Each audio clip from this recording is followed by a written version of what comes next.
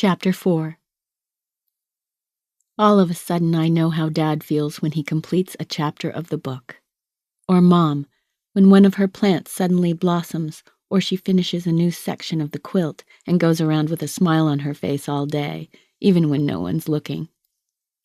I know how Molly must have felt when Tyranny McGoldrick asked her to go steady, which is what happened 2 weeks ago. She came home wearing his tiny gold basketball on a chain around her neck, and was so giggly and cheerful and bounced around so much that Mom finally had to tell her to calm down so that her newly normal nose wouldn't have a relapse. Molly's nose had finally stopped bleeding at the beginning of March, which is about the same time that the sun came out after a month of gray cold. Dr. Putnam in the village said that proved what he had thought, that the bad weather was causing her nosebleeds. Molly said she didn't care what caused them. She was just glad they were over, glad she could go back to school.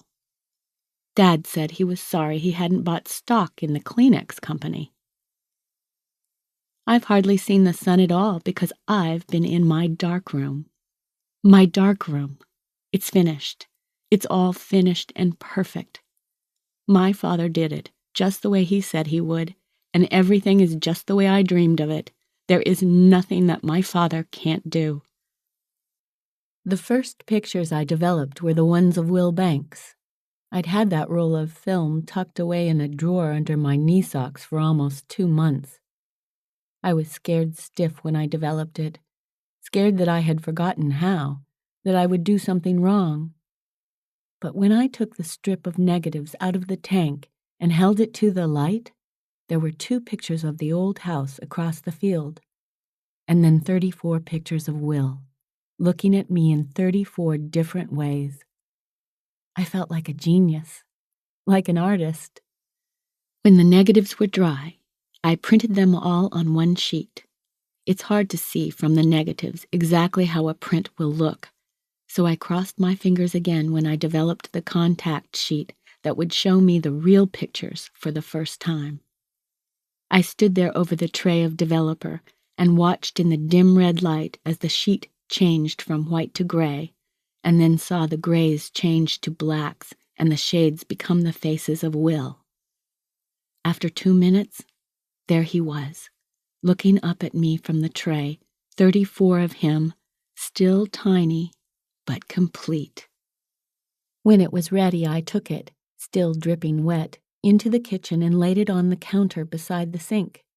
Mom was there, peeling potatoes, and she looked over, first curiously, and then as if she were really surprised. "That's Will Banks," she said. "Of course it's Will Banks," I told her, grinning. "Isn't he beautiful?" She and I looked for a long time at all the tiny prints on the paper. There he was, lighting his pipe and then smoking it, looking at me, half laughing. Then he leaned back in his chair. I had blown the focus on that one a little. When he leaned back out of the range of focus, I should have realized that. But then, there he was, sitting up straight, back in sharp focus again, looking at me with his eyes bright with interest. I remembered that he had been asking me questions about the camera, how I determined what settings to use. Toward the end of the roll, his eyes were looking past me and far off, as if he were thinking about something in the distance. He had been telling me about a camera that he had once, that he still had if he could find it in the attic of the little house. He had bought it in Germany, he said, after the Second World War, when he was stationed there with the army. That surprised me. "You were in the army?" I had asked him. The only people I knew who were in the army were boys who had flunked out of the university and didn't know what to do with themselves. Sometimes they would come back to see Dad in the house in town, with funny haircuts.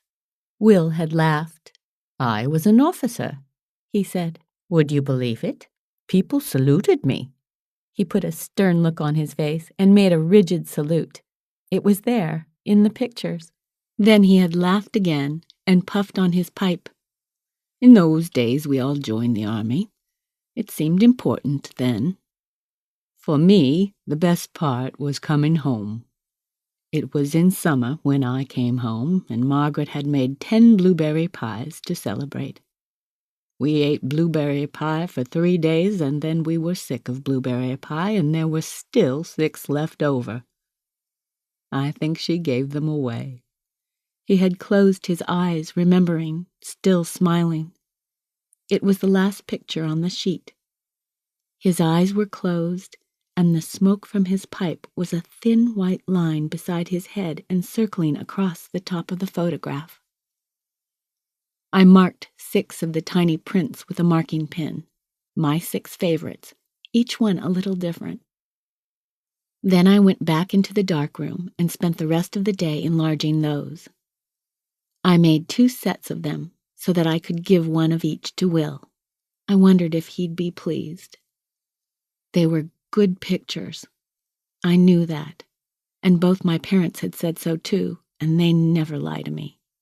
But it must be a funny feeling, I think, to see your own face like that, caught by someone else, with all your feelings showing in it. I took my own set of Will's pictures up to my room and taped them to the wall very neatly, with 3 above and 3 below. I've been trying to keep my half of the room neater ever since Molly drew the chalk line. Every time my things start piling up and getting messy, Molly draws it over again just to let me know it's still there. She was on her bed, drawing pictures in her school notebook, when I went in and put the pictures on the wall. "Mom will kill you if you tear the wallpaper," she said, glancing over at me. I know it. We both knew it wasn't true. My mother hardly ever gets mad. She scolds us sometimes. But the thought of Mom killing somebody is ridiculous. She doesn't even step on ants. "Hey," said Molly suddenly, sitting up and looking over at the wall. "Those are really good." I looked over to see if she was joking, and she wasn't. She was looking at Will's pictures with interest, and I could tell that she meant it, that she thought they were good. "I like that one there where he's looking off in the distance and smiling," she decided, pointing to one in the bottom row. He was talking about his wife. I remembered, looking at the photograph with her. Molly sat there for a minute thinking. She looked pretty again, now that she was feeling better. Her hair had gotten its curl back. "Wouldn't it be great," she said slowly, "to be married to someone who felt that way about you, so that he smiled like that whenever he thought of you?" I hadn't ever really thought about it in such personal terms. To be honest, I find the whole idea of marriage intensely boring. But right at that moment I knew what Molly meant, and I could feel how important it was to her. "Tierney looks that way at you all the time," I told her. "Really?" "Sure. Sometimes when you don't even know he's looking at you. I saw him in assembly last Friday, looking over at you. Remember you were sitting with the cheerleaders? He was watching you, and that's the way he looked, almost like Will is looking in the picture." "Really?" Molly curled up on her bed and grinned. "I'm glad you told me that, Meg. Sometimes I don't know what's going on in Tierney's head at all. Sometimes it seems as if basketball is all he cares about." "Well, he's only 16, Molly." All of a sudden I realized that I sounded like Mom, and I giggled. So did Molly. "Hey, look, Meg," she said, handing her notebook to me. "You're such a good artist, and I can't draw at all. Can you help me make these look better?" She'd been drawing brides. Good old Molly. She's been drawing brides since she was 5. Her drawing ability hadn't improved much in 10 years, either, to tell the truth, but suddenly the idea of her drawing brides was kind of scary. I took the ballpoint pen. "Look," I told her, "your proportions are all off. The arms are too short, even though you've tried to hide it with all those big bouquets of flowers. Just keep in mind that a woman's arms reach down to the middle of her thighs when she's standing up. Her elbows should reach her waist. Look, your drawings all have elbows up by the bosom. That's why they look wrong. The necks are too long, too, but that's probably all right because it makes them look glamorous. Fashion designers usually draw necks too long. If you look at the ads in Sunday's New York Times, you'll see. Molly? What? You're not thinking about getting married? Molly got huffy and took back her drawings. Of course I'm thinking about getting married. Not now, stupid, but someday. Don't you think about it? I shook my head. No, I guess I don't. I think about being a writer, or an artist, or a photographer. But I always think about myself alone, not with someone else. Do you think there's something wrong with me? I meant the question seriously, but it was a hard question to ask, so I crossed my eyes and made a face when I asked it and laughed. No, she said thoughtfully, ignoring my face-making, which was nice of her. We're just different, I guess. She tucked the drawings into her notebook and put them on her desk very neatly, in line with her school books. Like, you're pretty and I'm not, I pointed out. What a dumb thing to say. But I'll give Molly credit. She didn't try to pretend that it wasn't true. You'll be pretty, Meg, when you get a little older, she said. And I'm not sure it makes that much difference anyway, especially for you. Look at all the talent you have, and brains. I'm so stupid. What do I have, really, except curls and long eyelashes? I ruin everything. I should have known that she meant it sincerely. Molly is never intentionally snide. But she doesn't realize how it feels for someone with stringy hair and astigmatism to hear something like that. How could she? I can't imagine how it would feel to be beautiful. How could Molly know how it feels not to be? And I blew up, as usual. I struck a phony model's pose in front of the mirror and said sarcastically, "Oh, poor me. What do I have except curls and long eyelashes?" She looked surprised and hurt, then embarrassed and angry. Finally, because she didn't know what else to do, she picked up a pile of her school papers and threw them at me. A typical Molly gesture. Even in anger, she does things that can't possibly hurt. The papers flew all over and landed on my bed and the floor. She stood there a moment looking at the mess and then said, "There, now you should feel right at home, with stuff all over so it looks like a pig pen." And she stormed out of the room, slamming the door, which was useless because it fell open again. I left the papers where they were, and Molly and I didn't talk to each other when we went to bed that night. Neither of us is very good at apologizing. Molly just waits a while after a fight, and then she smiles. Me, I wait until the other person smiles first. I always seem to be the first one in and the last one out of an argument. But that night, neither of us was ready to call it quits, and Molly didn't even smile when I climbed into bed very carefully so that all her exercises in past participles stayed where she'd thrown them, and I went to sleep underneath the pile. I don't know what time it was when something woke me up. I wasn't sure what it was, but something was happening that made me afraid. I had that feeling along the edge of my back, that cold feeling you get when things aren't right. And it wasn't a dream. I sat up in bed and looked around in the dark, shaking off whatever was left of sleep. And the feeling was still there, that something was very wrong. The French papers slid to the floor. I could hear the sound of them fluttering off the bed. Quietly, I got up and went to the window. The first day of spring wasn't very far away, but dates like that don't mean much in New England. It was still very cold, and there was snow still in the fields. I could see the whiteness of it as I looked out the window. Beyond the corner of the barn, far across, beyond the pine trees, there was a light in the window of the empty house. I looked up to find the moon, to see if it could be reflecting in one window, but there was no moon. The sky was cloudy and dark. But the light was there, a bright rectangle in one corner of the old house, and it was reflected in another rectangle on the snow. "Molly," I whispered, Stupid to whisper if you want to wake someone up. But she answered, as if she were already awake. Her voice was strange, frightened and puzzled. "Meg," she said, in an odd voice, as if she were captured by something, as if she couldn't move. "Call Mom and Dad quick."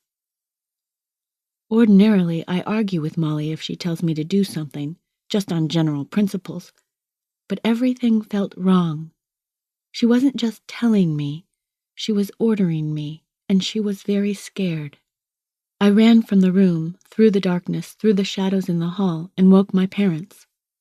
"Something's wrong," I told them. "Something's wrong with Molly." Usually, when you turn a light on in the night, everything that you're afraid of goes away. At least that's what I thought once, when I was younger. Now I know it isn't true. When my father turned on the light in my bedroom, everything was there. It was so much there, and so bright, so horrible, that I turned and hid my face against the wall. And in the corner of the wall, with my face buried, my eyes closed tight and tears starting, I could still see it. Molly was covered with blood. Her pillow, her hair, her face were all wet with it. Her eyes were open, frightened, and her hands were at her face, trying to stop it, trying to hold it back, but it was still coming, pouring from her nose onto the sheet and blanket in moving streams, and spattering on the wall behind her bed. I could hear my parents moving very fast. I heard my mother go to the hall linen closet, and I knew she was getting towels. I could hear my father's low voice, talking to Molly very calmly, telling her everything was all right. My mother went to the phone in their bedroom, and I could hear her dial and talk. Then she moved down the stairs, and outside I heard the car start. "It's okay. It's okay," I heard my father say again and again, reassuring Molly in his steady voice. I could hear Molly choke and whimper. Mom came back in the house and up the stairs and came to where I was still standing with my back to the room. "Meg?" she said, and I turned around. My father was in the doorway of the bedroom, with Molly in his arms like a small child. There were towels, already drenched with blood, around her face and head. They had wrapped her in the blanket from her bed, and the blood was moving on it slowly. My father was still talking to her, telling her it was all right. It was all right. It was all right. "Meg," said my mother again. I nodded. "We have to take Molly to the hospital. Don't be scared. It's just another of those nosebleeds, but it's a bad one, as you can see. We have to hurry. Do you want to come with us?" My father was moving down the stairs, carrying Molly. I shook my head. "I'll stay here," I said. My voice was shaking, and I felt as if I were going to be sick. "Are you sure?" asked my mother. "We may be gone for quite a while. Do you want me to call Will and ask him to come up and stay with you?" I shook my head again, and my voice got a little better. "I'll be okay," I told her. I could tell she wasn't sure, but my father was already in the car waiting for her. "Really, Mom, I'll be fine. Go on. I'll stay here." She hugged me. "Meg, try not to worry. She'll be okay." I nodded and walked with her to the stairs, and then she went down and they were gone. I could hear the car driving very fast away from the house. The only light on in the house was in my room, mine and Molly's, and I couldn't go back there. I walked to the doorway without looking inside, reached in, and turned off the switch so that the whole house was dark. But the beginning of morning was coming. Outside there was a very faint light in the sky. I took a blanket from my parents' bed, wrapped it around me, and went into my father's study, the little room that I had wanted to be mine. I curled up in his big, comfortable chair, tucked the blue blanket around my bare feet, looked out the window, and began to cry. If I hadn't fought with Molly this afternoon, None of this would have happened, I thought miserably. I knew that it wasn't true. If I had just said, "I'm sorry," before we went to bed, it wouldn't have happened, I thought, and knew that that wasn't true either. If we hadn't come here to live, if I'd kept my side of the room neater. None of that makes any sense, I told myself. The fields were slowly beginning to turn pink as the first streaks of sun came from behind the hills and colored the snow. It startled me that morning was coming. It seemed too soon. For the first time since I had heard Molly's frightened voice in our dark bedroom, I remembered the light in the old house.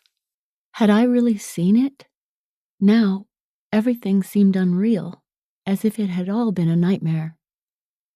On the far side of the pink fields, the gray house was very dark against the gradually lightening sky, and its windows were silent and black, like the eyes of guardians.